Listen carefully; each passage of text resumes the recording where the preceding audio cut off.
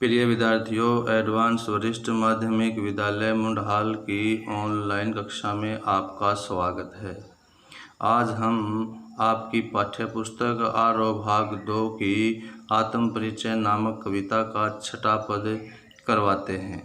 इस पद के माध्यम से कवि ने सत्य की महिमा का वर्णन किया है, सत्य के बारे में बताया है। तो देखिए, कर यतन मिटे सब सत्य किसी ने जाना। कवि कहता है कर यतन, प्रयास किए, कर माने करना, यतन माने प्रयत्न या प्रयास किए, मिटे सब, सब समाप्त हो गए, सत्य किसी ने जाना, सच्चाई को कोई नहीं जाने पाया। तो लाइन का अर्थ क्या निकलता है?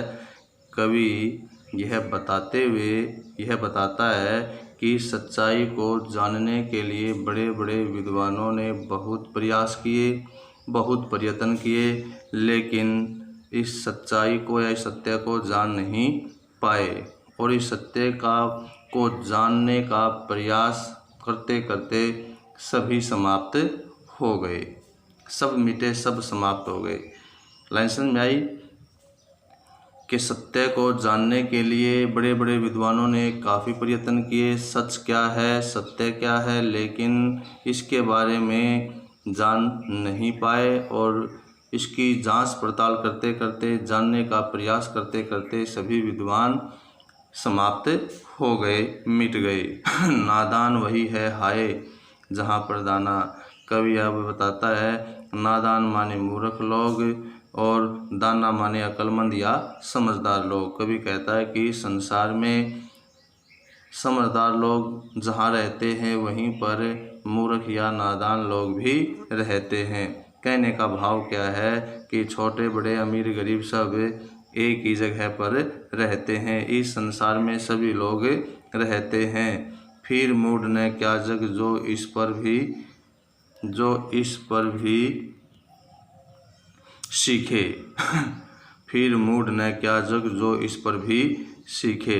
तो देखिए कवि क्या कहता है, मूढ़ माने मूर्ख है।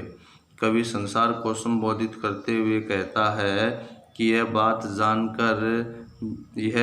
जानकर भी यह संसार मूर्ख है।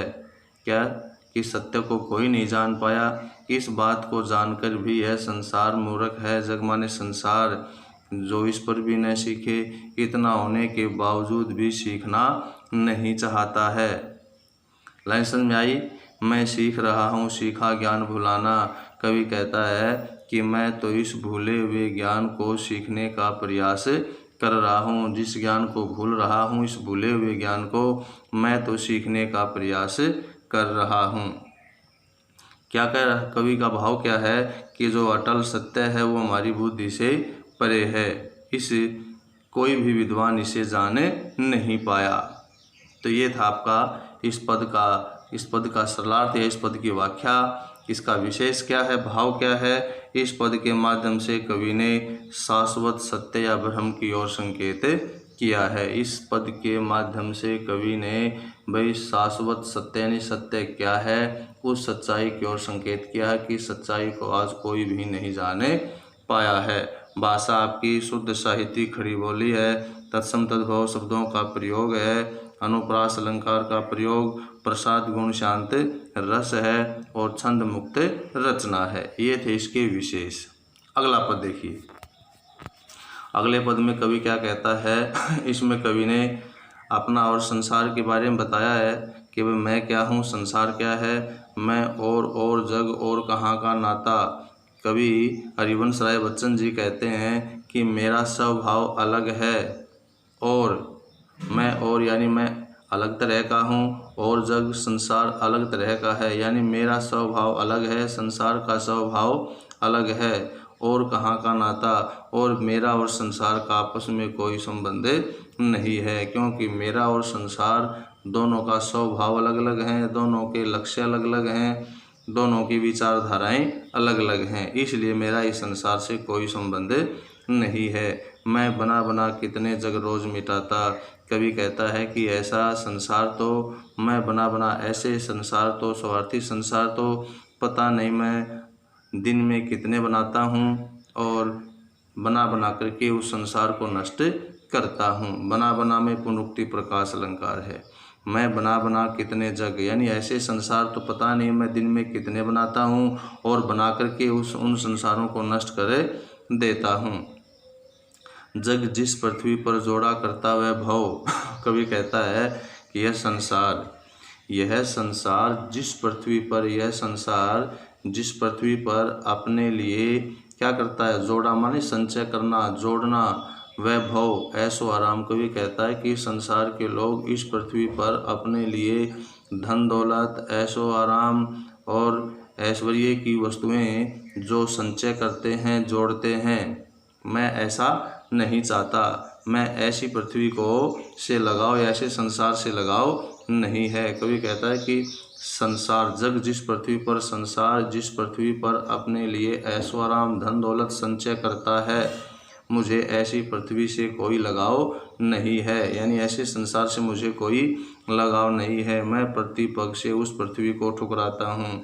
कवि कहता है कि मैं तो हर कदम से ऐसी पृथ्वी को ठोकर मारकर ठुकराता रहता हूँ। या ऐसी पृथ्वी को, कैसी पृथ्वी को, जिस पृथ्वी पर मनुष्य अपने लिए धन दौलत ऐश्वर्य का संचय करता है, उस पृथ्वी को तो मैं हर कदम पर ठुकराता रहता हूँ। पद समझ में आया आपको ये भी? तो इसके माध्यम से कवि, इस पद के माध्यम से कवि ने क्या स्पष्ट किया है? कवि ने अपना तथा संसार के संबंध का वर्णन किया है। इस पद के माध्यम से कवि ने बताया है कि मेरा और संसार का कैसा संबंध है। भाषा आपकी वही है, शुद्ध साहित्यिक खड़ी बोली है। अनुप्रास पुनरुक्ति प्रकाश तत्सम तद्भव शब्दों का प्रयोग है। अनुप्रास पुनरुक्ति प्रकाश अलंकार है। प्रसाद गुण शांत रस है और छंद मुक्त रचना है। एक पद और देखिए, कवि कहता है मैं निज रोदन में राग लिए फिरता हूँ। कवि कहता है कि मैं निज रोदन, निज माने अपने आप, रोदन माने रोता हूँ। जब मैं अपने जीवन के दुखों से दुखी होकर जब मैं अपने जीवन में आंसू बहाता हूँ, तो मेरे उन आंसुओं में भी प्रेम भरे गीत लिए हुए फिरता हूँ। क्या कहता है कवि कि जब मैं अपने जीवन के दुखों से दुखी होकर आंसू बहाता हूँ, तो मेरे उन आंसुओं में भी प्रेम भरे गीत छिपाए हुए फिरता हूँ। शीतल यानी संसार के लोग तो क्या कहते हैं कि यह रो रहा है। संसार के लोग तो मेरा उसे रोदन मानते हैं, लेकिन मैंने अपने उस रोदन में भी मैंने अपने अनेक प्रेम गीत छुपाए हुए हैं। शीतल वाणी में आग लिए फिरता हूँ। कवि कहता है कि मेरी वाणी बिल्कुल शीतल और शांत है। कवि कहता है कि मेरी वाणी अत्यंत शीतल और कोमल है। आग लिए फिरता हूँ, लेकिन फिर भी इस शीतलता में भी क्रोध रूपी आग छिपाए हुए हूँ। कवि कहता है मेरी वाणी बिल्कुल शीतल और कोमल है, लेकिन शीतल और कोमल वाणी में भी क्या छिपाए हुए हूँ? क्रोध रूपी अग्नि को मैं छिपाए हुए हूँ। लाइन समझ में आई? यानी वाणी मेरी बिल्कुल शीतल और कोमल है, शीतल और कोमल दिखाई देती है, लेकिन उसके अंदर क्रोध रूपी अग्नि छिपाए हुए हूँ। हो जिस पर भूपों के प्रासाद निछावर, मैं वह खंडर का भाग लिए फिरता हूँ।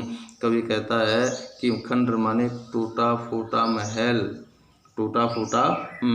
कवि कहता है मैं तो उस खंडर का भाग माने अंश, मैं तो उस खंडर का अंश लिए हुए हूँ। जग को संबोधित करते हुए कवि कहता है, संसार को संबोधित करते हुए कवि कहता है कि मैं तो उस टूटे फूटे महल का एक छोटा सा भाग हूँ, या उस खंडर का अवशेष हूँ, लिए हुए हूँ।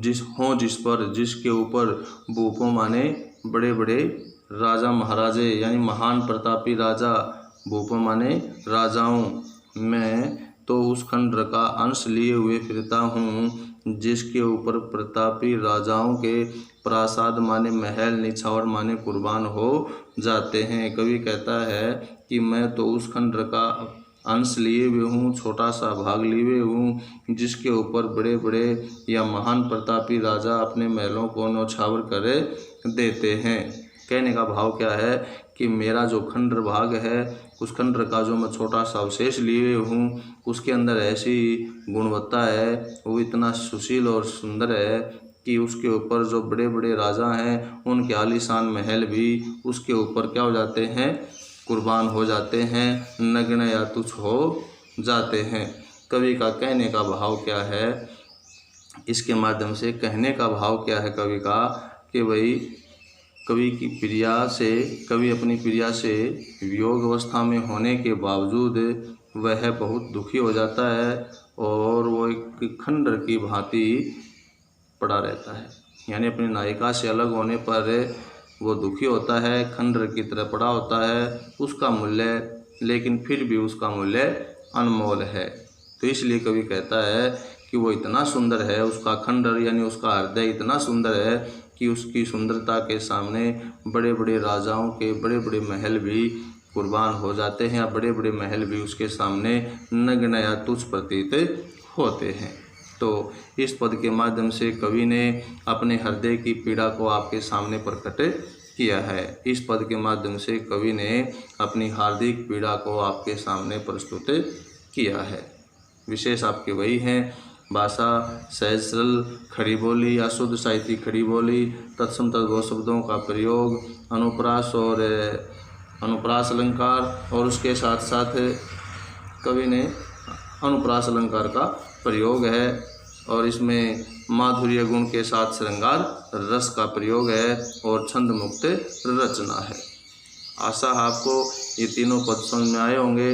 अपनी साफ सुथरी लिखाई में कॉपी में लिख लेना और इन पदों का सलाद अच्छी तरह समझ लेना।